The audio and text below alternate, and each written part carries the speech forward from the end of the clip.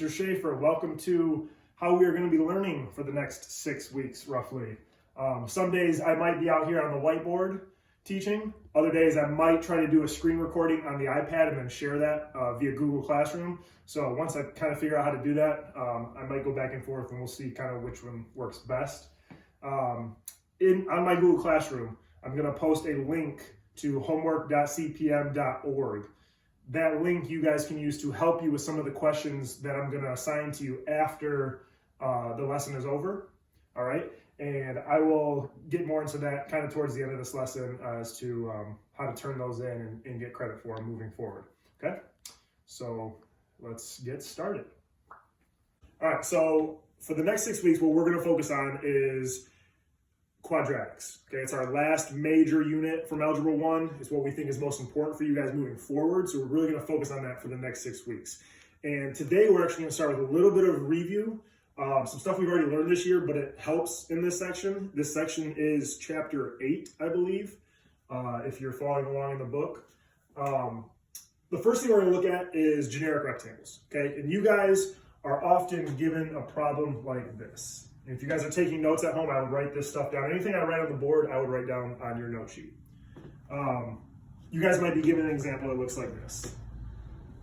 6x minus 1 in parentheses multiplied by 3x plus 2. Okay? So right now, this is written as the area as a product. Product means multiply. You see the parentheses there. That means we're multiplying these together. What I want you guys to do is write the area as a sum. Okay? And there's two ways to do that. Both ways will get you the same answer. I'm going to show you both ways on here. One way we've learned this year is what's called the box method. So we draw our box. We put one of the parentheses on top, 6x minus 1. We put the other parenthesis on the side, 3x plus 2. And now we're going to, kind of like a multiplication table, start multiplying the numbers together. So in this top box here, I'm going to get 6x times 3x. 6 times 3 is 18. X times x is x squared. Doesn't matter what order you do it in or what box you start with. I'm just going to go down to this one. 6x times 2, that is 12x. Let's go over here to this box. 3x times negative 1 is a negative 3x. And the bottom box, we get 2 times negative 1, which is negative 2. Okay, so I'm not done, but I have filled out the inside of my box. Now, to write the area as a sum, you take the stuff on the inside of the box and write it out. So we have 18x squared minus 3x, a positive 12x,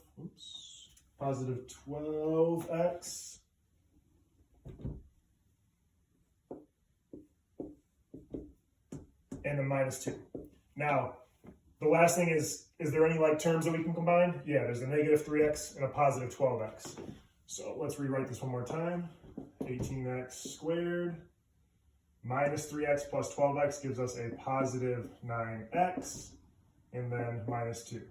That right there would be our answer written as the area as a sum.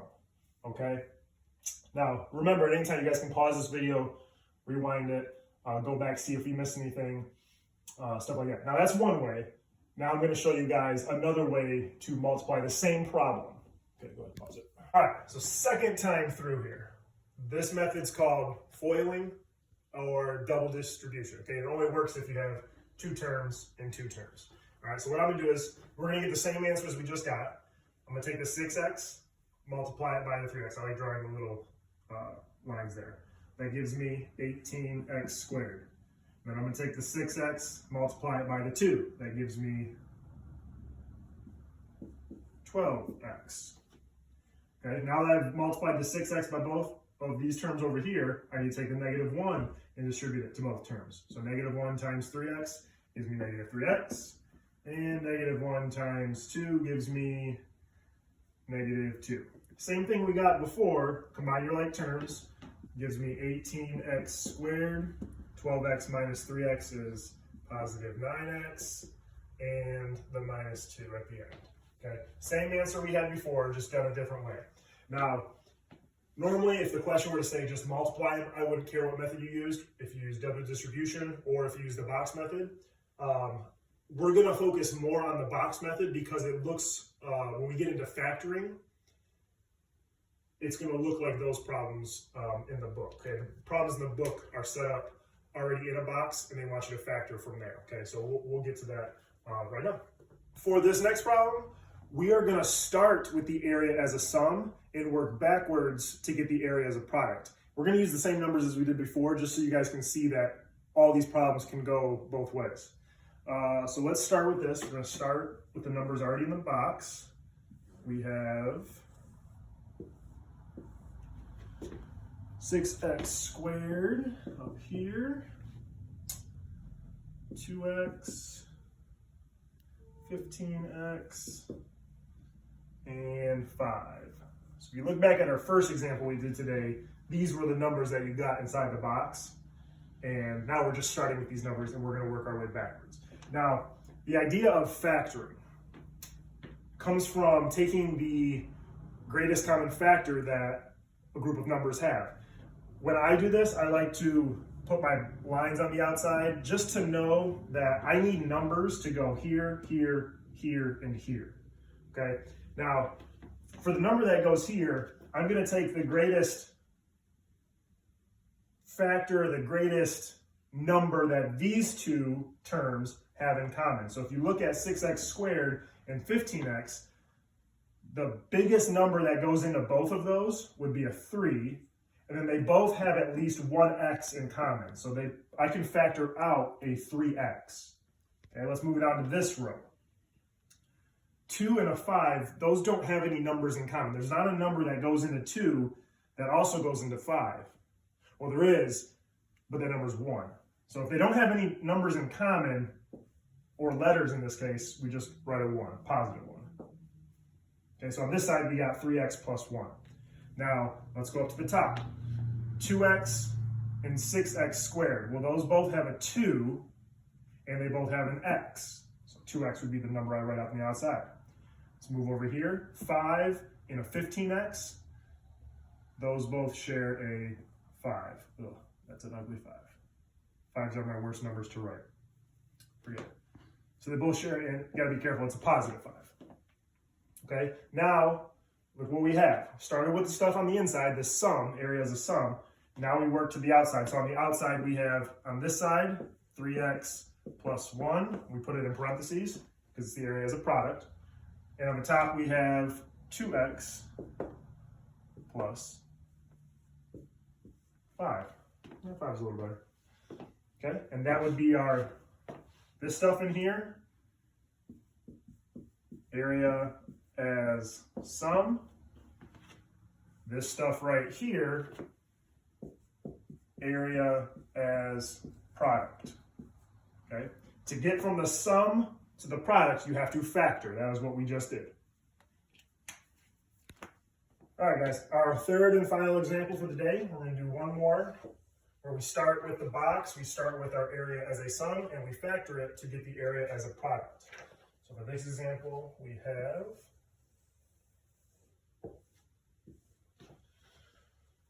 12x squared minus 9x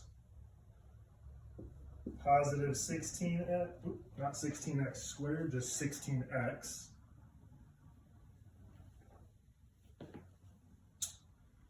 minus 12.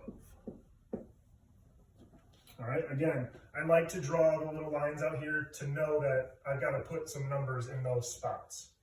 Okay, so now same thing. Let's go top line going across. 12 and a 9, negative 9. What number goes into both those? What's the biggest number that goes into both those? That would be a 3. And then an x squared and an x, those both share an x. Okay, let's go down to the bottom line.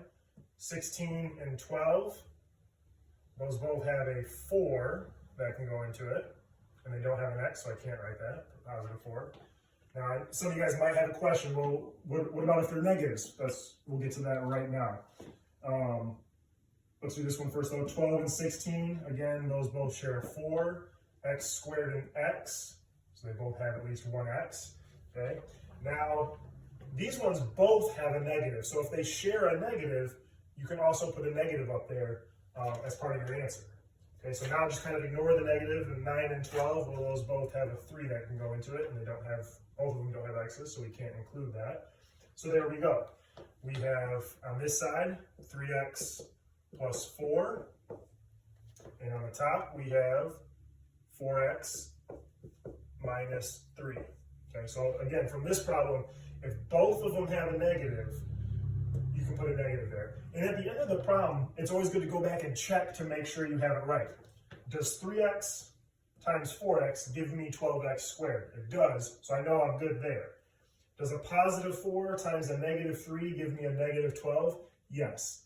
If once you're done with the problem, and you go back and you start to see, okay, there's a 4, if this was a positive 3, we'd have 4 times 3, which gives me a positive 12, which doesn't match what's in the box. Okay, so make sure you check it when you're done. Make sure the numbers multiply back to what you get in here. All right, this would be your answer though. Area as a product. Okay, in some of the problems that you'll see tonight on the homework or the assignment that I'm going to give you guys, you'll notice that the area as a sum won't be written inside the box. Okay, it'll be written like this. So when you see it written like this, we can factor it by using those diamond problems that you guys have been working on, hopefully been working on in your homework throughout the year. Okay, so if you have, I'm going to show you how to do this. This one's actually in the book as well. I'm going to show you how to do this. All of them can be done the same way with a diamond. Okay, so when we have this, I want you guys to draw your diamond first. I am a terrible drawer of diamonds, so I will just do an X. Okay, as long as you have 2 spots here and 2 spots there. This number right here, the last number, is the number that you need to multiply to. So that number is going to go on top. So put a 6. The middle number, which is a 7, that is going to go on the bottom. That's the number we need to add to. So again, multiply to the top, add to the bottom. Now we just got to find out what 2 numbers go here and here. These 2 numbers are going to multiply to 6, and those 2 same numbers are going to add to 7. So if you struggle with this, what I recommend doing is on the side, listing off numbers that multiply to 6. Okay?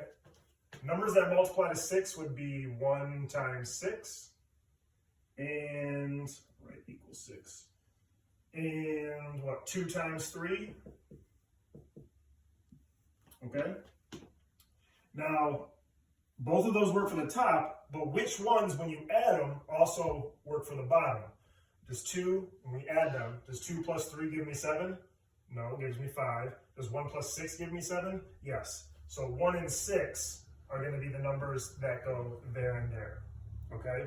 Now, your final answer isn't going to be this. Your final answer is going to look something like this. I'm going to erase this so you have some more room. I'll come back to it. Just kidding, class. I lied. I'm not going to erase it. What this does, the 1 and the 6, this gives us an idea as to how to build our rectangle now. Okay, so in our rectangle here, and I also lied on another point. You guys probably won't be doing this part tonight in the homework, but this is coming up next, or down a lesson or 2. All right, so just a little look ahead, I guess. We have the 2x squared that goes there. The 1 and the 6, those become the corner, the diagonals here, would be a 1x and a 6x. And then the last number, which is the 6 from here, goes there, okay? So then we would go ahead and factor this way, finding the greatest common factors for each, and then putting in the parentheses. We don't need to do that just yet. This is stuff that's coming down the road, okay? So really from today's video, focus on the first 3 examples. Okay, this one being the 4th. Don't really worry about this one as much. The problems that I would like you guys to do for your homework are going to be, let's see here, where's my paper?